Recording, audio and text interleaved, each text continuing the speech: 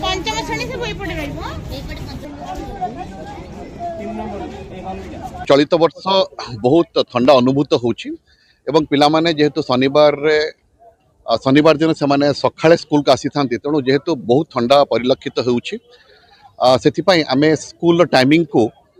General timing संगे मिसई देछु December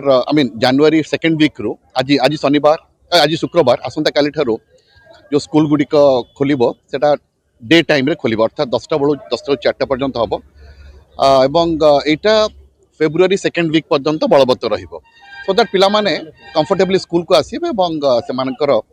मध्य विभिन्न समय ठंडा जनित समस्या भी सृष्टि होछि सीडीएम भी अच्छी से भी कथा होते अनेक ठंडा जनित माने काश छिंक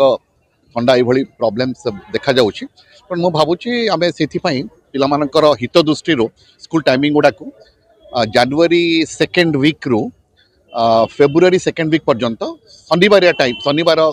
स्कूल टाइमिंग गुड़ा को आमे ताकू चेंज करिछु। भारतर एकमात्र परीक्षित बायोसार पृथ्वी प्रो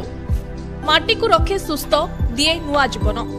धान पनीपरिबा और डाली जातीय फसल पाई लाभदायक अमल बढ़ाए रोग कमाए